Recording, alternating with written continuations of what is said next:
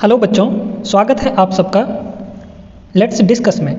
इस वीडियो में हम लोग डिस्कस करेंगे क्लास 10th मैथमेटिक्स गणित कार्यपत्रक नंबर ये हमारा 61 है, जो कि 5 जनवरी 2022 के लिए है। तो इस कार्यपत्रक को आज हम लोग अच्छे से समझेंगे और पढ़ेंगे, ठीक है।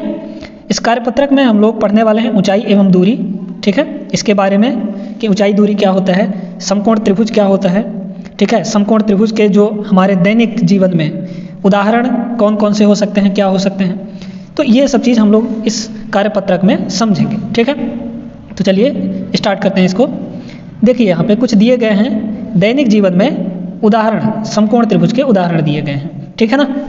तो पहला उदाहरण ये है, देखिए एक ये दीवार है, ठीक है, ये दीवार है और ये जमीन है। इस पे एक सीढ़ी टिकाया गया है, ठीक है, ये सीढ़ी है। तो ये जब सीढ़ी टिकाया गया तो ये एक त्रिभुज बना लिया, किसके साथ, दीवार के साथ, जमीन के साथ और एक जो सीढ़ी है, ये तीनों मिला के एक त्रिभुज बना लिए। ये त्रिभुज यहाँ पे देखिए 90 डिग्री बन रहा है, 90 अंश का कोण बना रहा है। तो जब भी किसी त्रिभुज में 90 अंश का कोण बनता है तो वो एक समकोण त्रिभुज होता है, ठीक है, समकोण त्रिभुज। तो ये क्या बन गया, एक समकोण त्रिभुज बन गया। ऐसे ही अगर दूसरे उदाहरण की तरफ देखें तो ये एक पेड़ है ना, इसकी परछाई है, ये एक परछाई है इसकी, है ना, शैडो। और इस परछाई के अंत में एक आदमी खड़ा हुआ है। तो यहाँ से देखो, ये आदमी यहाँ से इसको देख रहा है, ठीक है।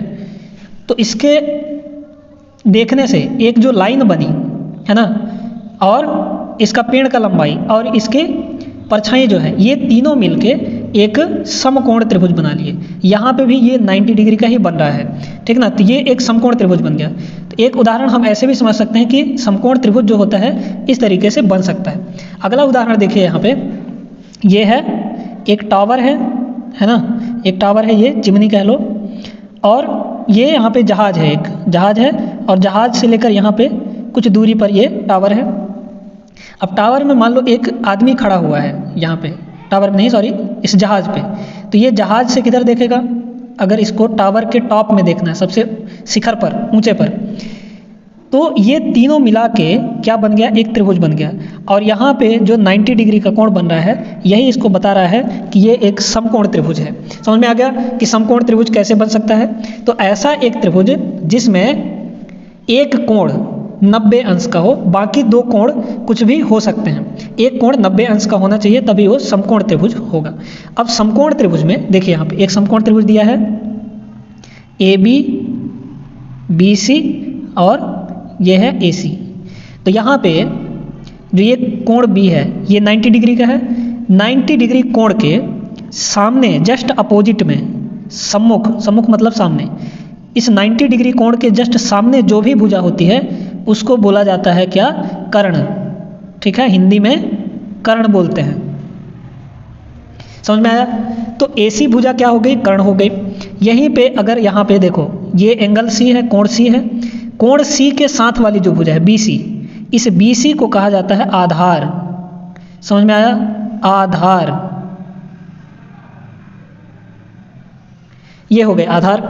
जैसे यहाँ पे दीवार में देखो, ये सीढ़ी क्या हो गया, कर्ण हो गया, और ये जमीन क्या हो गया, आधार हो गया। अब ये जो है हमारा AB, इसको कहा जाता है लंब, ठीक है, लंब। ये क्या है, लंब। AB क्या हो जाएगा, लंब हो जाएगा। मतलब इस कोण C के साथ वाली भुजा को आधार कहा जाएगा और इसके सम्मुख भुजा को, जो सामने भुजा है, उसको लंब कहा जाएगा। इंग्लिश में कहते हैं परपेंडिकुलर। समझ में आ गया कि समकोण त्रिभुज में 3 भुजाएं होती हैं, इनको अलग अलग नाम दिया गया है। जो भी समकोण के सामने भुजा होगी उसको कर्ण कहा जाता है, और जो एंगल C है यहाँ पे, जो जमीन पर है नीचे, उसके साथ वाले भुजा को आधार कहते हैं, और इस कोण के, C कोण के सम्मुख भुजा को लंब कहा जाता है, ठीक है ना। तो यहाँ पे देखिए 3 रिक्त स्थान दिए गए हैं हमको। क्या क्या पहला दिया है, संलग्न चित्र में B की सम्मुख भुजा, ये जो एंगल B है, इसके सम्मुख भुजा को क्या कहा जाएगा, कर्ण कहा जाएगा। तो यहाँ पे खाली स्थान में क्या हो जाएगा, कर्ण हो जाएगा, ठीक है। फिर यहाँ पे कर्ण लिख दोगे, ठीक है। फिर कोण C की संलग्न भुजा को कोण सी है, इसका संलग्न भुजा BC है ना। इस BC को क्या कहा जाता है? आधार। तो यहाँ पे आप लोग भर दोगे आधार। फिर इसके बाद कोण C की सम्मुख भुजा, कोण C के सामने वाली भुजा AB, अभी बताया क्या कहते हैं इसको? लंब कहा जाता है। तो ये हो गया, यहाँ पे आप लोग भर देंगे लंब। ठीक है, समझ में आ गया। अब देखिए आगे चलते हैं और समझते हैं इसको। ये क्या बोल रही हैं मैडम जी हैं, शिक्षिका हैं। मैं मानती हूँ कि अब आप अपने आसपास समकोण त्रिभुज के और अधिक उदाहरण ढूंढ सकते हैं। समकोण त्रिभुज समझ में आ गया हम लोग को कि क्या होता है। उसके अनेक उदाहरण हैं हमारे दैनिक जीवन में जो हम अपने आसपास देखते हैं। तो आप लोग अच्छे से ढूंढ सकते हैं कि कहाँ कहाँ समकोण त्रिभुज बन रहा है। इस स्थिति में वस्तुओं के मध्य बनने वाले कोणों के लिए हम विशेष शब्दावली का प्रयोग करते हैं। आइए इन कोणों के बारे में सीखें। तो इस समकोण त्रिभुज में जो भी कोण बनते हैं उनके लिए उनका एक नाम दिया गया है। ठीक है, उन नामों को आज हम लोग सीखेंगे इसमें। तो पहला जो है उन्नयन कोण, ठीक है, इंग्लिश में कहा जाता है एंगल ऑफ एलिवेशन। इसको समझते हैं ये क्या होता है। तो देखिए उदाहरण से समझते हैं। मान लीजिए यहाँ पे ये आपका बिल्डिंग है, ठीक है, घर है। इस घर के सबसे ऊपर छत पर कुछ रखा गया है, ठीक है, कोई एक वस्तु रखी गई है छत पर। अब आप यहाँ से अपने घर से थोड़ी सी दूर में, कुछ दूर से आप यहाँ पे खड़े हो और यहाँ से इसको देख रहे हैं। तो जब हम ऊपर की ओर देखेंगे, यहाँ से देखें, ये जो छत पर वस्तु रखा गया है इसको देखने के लिए क्या करना पड़ेगा? हमको अपना सर उठाना पड़ेगा, मतलब हम ऊपर की ओर देखेंगे। तो जब भी ऊपर की ओर देखते हैं तो एक सीधी रेखा बनेगी आँख से लेकर इस वस्तु के बीच में, और ये जो है क्षैतिज रेखा है ये, और ये हो गया आपका जहाँ से हम देख रहे हैं और जिस वस्तु को देख रहे हैं उसके बीच की रेखा हो गई। तो ये दोनों मिलकर एक कोण बनाए। यहाँ पे देख लीजिए, यहाँ पे एक कोण बन गया। इस कोण को कहा जाता है एंगल ऑफ एलिवेशन, यानी उन्नयन कोण। ठीक है, क्या कहते हैं? उन्नयन कोण कहते हैं। समझ में आया? मतलब जब भी हम ऊपर की ओर देखते हैं तो एक कोण बनता है और उस कोण को कहा जाता है उन्नयन कोण। ठीक है, समझ में आ गया। अब समझते हैं अवनमन कोण क्या होता है, मतलब एंगल ऑफ डिप्रेशन। तो जब भी हमको, अगर हम ऊपर की ओर देख रहे हैं तब तो उन्नयन कोण बनेगा। जब भी हम किसी ऊंची जगह से नीचे की वस्तुओं को देखते हैं, जैसे मान लीजिए इसी छत से हम देख रहे हैं कि यहाँ पे ग्राउंड है और ग्राउंड पे बच्चे खेल रहे हैं, ठीक है। तो यहाँ से जब हम छत पर से इनको देखेंगे तो एक एंगल बनेगा, और वो एंगल किसके साथ बनेगा? इस क्षैतिज रेखा के साथ, ठीक है। तो ये क्या बन जाएगा? एक एंगल बनेगा, और इस एंगल को क्या कहा जाता है? अवनमन कोण कहते हैं।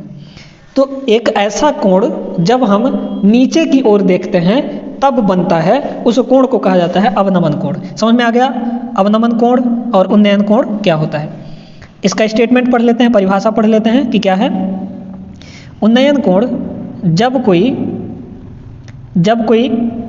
व्यक्ति ऊपर की ओर किसी वस्तु को देखता है तब दृष्टि रेखा, मतलब जहाँ से हम देख रहे हैं वो वाली रेखा, तथा क्षैतिज रेखा जो सीधी सीधी लाइन है के मध्य बनने वाले कोण को उन्नयन कोण कहते हैं। समझ में आ गया? यहाँ पे देख लीजिए, ये क्षैतिज रेखा है और ये दृष्टि रेखा है, जिस रेखा से हम देख रहे हैं, यहाँ से देख रहे हैं, यहाँ पे ये देखो देख रहा है ये।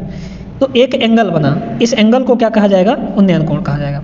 अतः ऊपर की ओर देखने पर उन्नयन कोण बनता है, तथा इस कोण को क्षैतिज रेखा के ऊपर मापा जाता है। ये क्षैतिज रेखा है, क्षैतिज रेखा के ऊपर इस कोण को, उन्नयन कोण को मापा जाता है। व्यक्ति को प्रेक्षक कहा जाता है, जो व्यक्ति देख रहा है उसको क्या कहा जाता है? प्रेक्षक कहा जाता है। ठीक है, अब बात करते हैं अवनमन कोण की।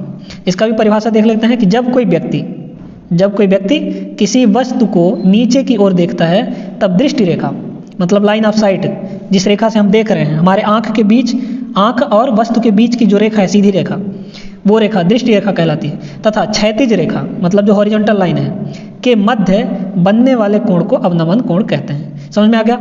अतः नीचे की ओर देखने पर अवनमन कोण बनता है, तथा इस कोण को क्षैतिज रेखा के नीचे मापा जाता है। तो क्षैतिज रेखा ये हुआ और इसके नीचे मापा जाएगा अवनमन कोण को। तो ये क्या हो गया? अवनमन कोण हो गया। ठीक है, समझ में आ गया? अवनमन उन्नयन क्या होता है?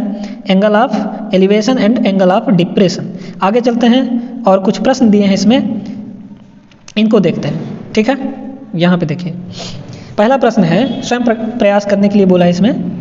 ये पहला प्रश्न है, उन्नयन एवं अवनमन कोण में 2 अंतर लिखिए। तो अंतर हमको यहीं से पता चल जाएगा। देखिए पहला अंतर तो ये हो जाएगा कि इसका परिभाषा, उन्नयन कोण क्या होता है, जब कोई व्यक्ति ऊपर की ओर किसी वस्तु को देखता है तब उन्नयन कोण बनता है, और जब कोई व्यक्ति किसी वस्तु को नीचे की ओर देखता है तब वहाँ पे अवनमन कोण बनता है। एक अंतर ये हो गया। दूसरा अंतर ये लिख सकते हैं कि उन्नयन कोण को क्षैतिज रेखा के ऊपर मापा जाता है, और जो अवनमन कोण है इस कोण को क्षैतिज रेखा के नीचे मापा जा सकता है। तो 2 हमारे यहाँ से अंतर पता चल गए। आप लोग लिख सकते हैं अंतर। ठीक है, अगला प्रश्न देखिए यहाँ पर दिया है, ऊपर दिए गए उदाहरण 3 के चित्र में जहाज एवं मीनार के बीच बने कोण का नाम बताइए। उदाहरण 3 में देखते हैं। देखिए ये चित्र 3 है, तीसरा चित्र। ठीक है, यहाँ पे इसमें बोला है ये जो मीनार है, टावर, इसके और जहाज के बीच में कैसा कोण बन रहा है। यहाँ पे तो ये कैसा कोण बन रहा है, यहाँ पे अगर किसी वस्तु को किसी व्यक्ति को खड़ा कर दिया जाए तो किधर की ओर देखेगा, ऐसे देखेगा ना, ऊपर की ओर। तो जब भी ऊपर की ओर देखते हैं तो क्या बनता है, एक कोण बनता है, और उस कोण को कहा जाता है उन्नयन कोण। तो यहाँ पे जो भी बनेगा वो उन्नयन होगा, उन्नयन। ठीक है, उन्नयन कोण बनेगा। समझ में आ गया? दूसरा सवाल हो गया। अब तीसरा प्रश्न देखते हैं। इसमें देखिए तीसरे प्रश्न में दिया है कि निम्न कथन के लिए नामांकित चित्र बनाइए। ये जो पूरा दिया गया स्टेटमेंट, इसके लिए हमको क्या करना है, चित्र बनाना है। तो बोला है समुद्र तल से 65 मीटर ऊपर स्थित बिंदु से बादल का उन्नयन कोण। ये मान लीजिए समुद्र तल है। ठीक है, इसको हम समुद्र तल कह रहे हैं।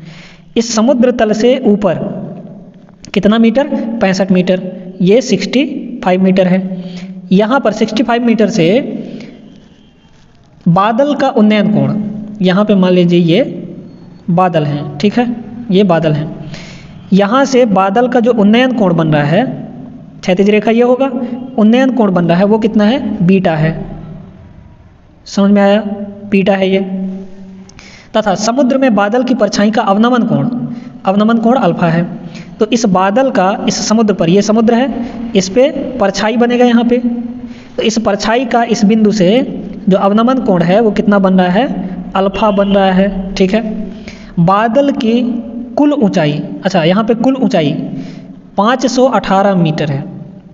तो कुल ऊंचाई मतलब समुद्र तल से ऊंचाई ये पूरा। ठीक है, तो ये कितना है, 518 मीटर। समझ में आया? 518 मीटर। समझ में आ गया? तो इसका चित्र इस तरीके से हम लोग बना सकते हैं। ठीक है, तो ये हमारा वर्कशीट कंप्लीट हुआ। अगर आपको वीडियो पसंद आया हो तो वीडियो को लाइक कर दीजिए और चैनल को सब्सक्राइब कर लीजिए, ताकि आगे आने वाले वीडियो के नोटिफिकेशंस आपको जल्दी से मिल जाएं और आप अपने सभी वर्कशीट आराम से पूरे कर सकें। तो मिलेंगे नेक्स्ट वीडियो में, तब तक के लिए जय हिंद।